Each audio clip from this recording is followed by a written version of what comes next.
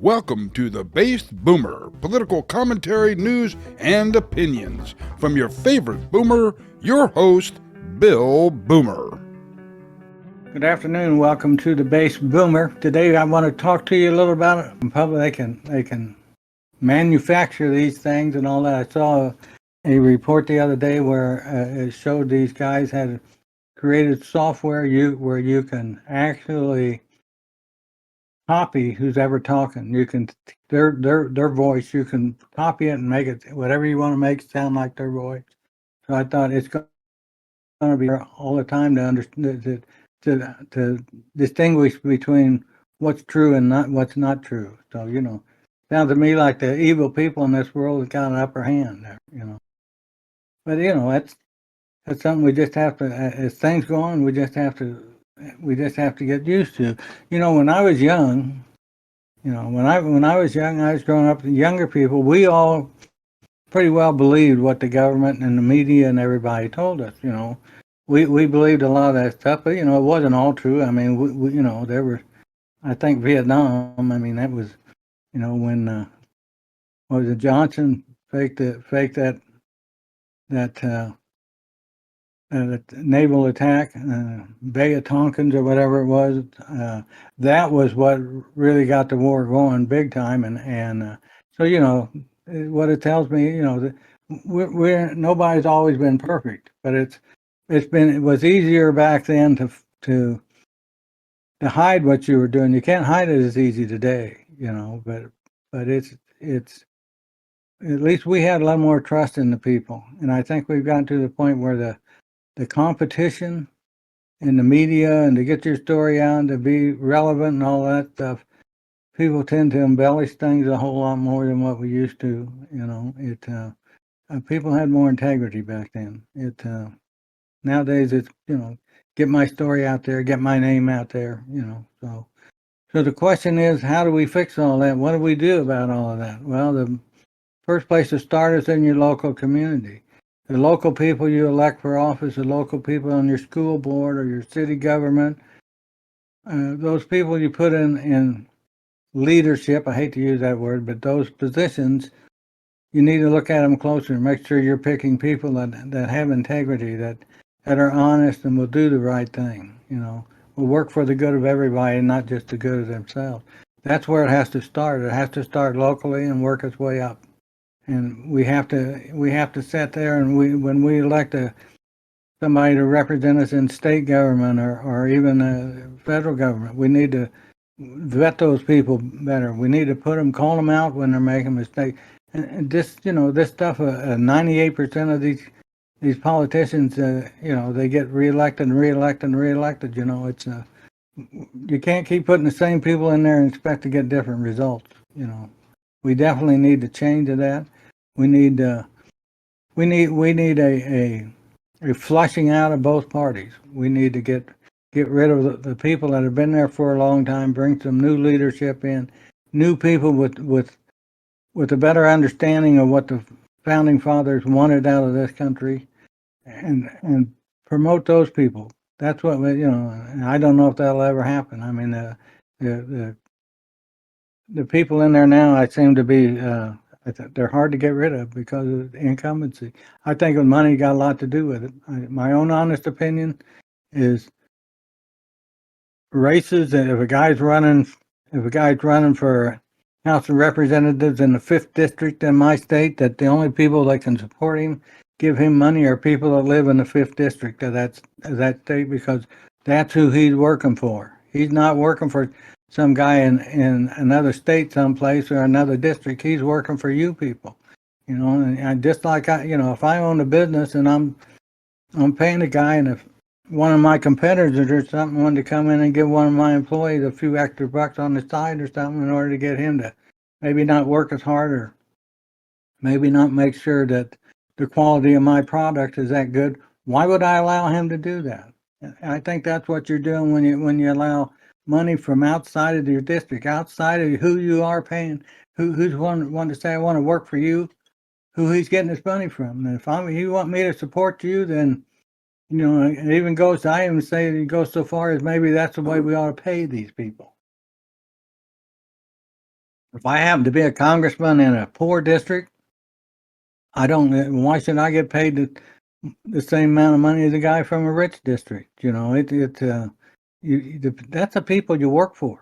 You're working for those people, and it irritates me no end to see some politician get up here and say, "Well, the American people want this or that." He doesn't work for the American people. He works for the American people in his district. And that's only person he can talk for. You know, the only people that can talk for the whole country is the president and the vice president, because they're the only people elected by the whole country. So we need to hold these people to that. We need to start doing that, and it starts at the local level, and your state level. And once you start doing that, then maybe we might be able to make some headway. But until that happens, I don't know. I don't know where to look. You know, I'd love to see more people involved. I'd love to see more letters to the editor, more things on social media pushing those kind of ideas that we need equality for everybody, equality completely. You know, when it irritates me when I hear people say, well, you know, they're trying to redistribute wealth and all that. I don't think that's what's happening. No, I think what they're trying to do is, is redistribute equality, give everybody an equal chance. You know, that's what the government was set up on. So I think that if we really understand equality, if we understand that's what the Constitution and what the founding fathers wanted of this country is everybody to have an equal chance, then we try to set it up that way. Now, you know, I know as well as you do that that's not going to actually, it's hard to practice that, because a rich guy that can afford to go to Harvard has a hell of a lot better chance than some guy that can't, you know, but that doesn't mean a guy that gets a good education can't compete with that guy, you know. So it's one thing we still have for now. I don't know how long it'll last, but one thing we do have is is that we do have some mobility between classes in this country. A poor guy can, with a little bit of luck and right ideas, can become wealthy, but it's not easy. It's definitely not easy. You got to work for it, you know. But I saw another interesting article a while ago that said in Philadelphia, they're trying an experiment in 3 neighborhoods that, 3 really poor neighborhoods, that they will give every pregnant woman $1,000 a month, because they have very low or very high death rate on women and children and that. So they're going to try to see if they can give them money to improve their health and they're give them a place to live and better living conditions, better food, better health care, to see if they can change the maternity death rate in those areas. I know in I think it was San Francisco, someplace out there, they had a program where they had I want to say 500 really poor people that they gave $500 a month to help them get by. And what it did was it helped get people out of poverty. If you if you look at causes of poverty, you know, most poor people, and I'm talking really poor people, they spend all their time just covering the basic needs of life: food, shelter, you know, those things. So it's hard for them to improve their position, because they just spend all their time just covering their own basic needs, you know, the things that you have to have. So anything we can do to make it easier for those people, you know, you're always going to have some slackers. You're always going to have somebody take advantage of the system. But we got that in business. You know, they always talk about, oh, we got poor people on welfare and all that stuff. You know, well, I just look at how many businesses are getting by with that. How many businesses? You ever stop and think, you know, they 55 of the top corporations in the country paid no taxes last year, and a number of those companies got huge federal subsidies. Can you imagine if you stop and look at that? Say you look at Amazon, just an example. Say Amazon got $30 billion in federal subsidies. Well, stop and think of what Amazon's annual payroll is. Say it's $60 billion, their annual payroll. Well, half of it the taxpayer paid for because you gave them a subsidy. You look at the oil companies the same way. The oil companies get billions of dollars in subsidy. Well, then look at their payroll. How much of their payroll is the taxpayer paying for?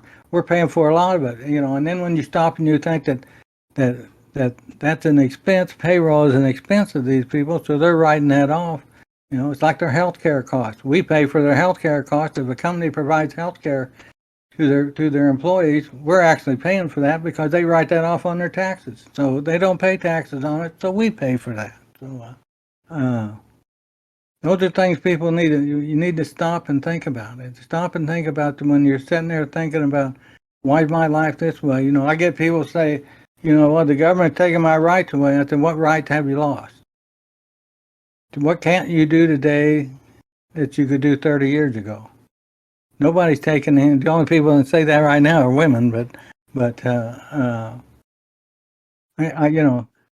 don't know what other, I don't know the thing I can't do today that I couldn't do 30 years ago. Well, one thing I can do is smoke marijuana, I guess, if I wanted to do that, but that's not something I've ever done. I don't have a desire to do that, but I don't have a problem with people doing that. It is, but that's just the way I kind of look at things. I mean, we need to start really paying attention to who's in charge here and who's in charge where.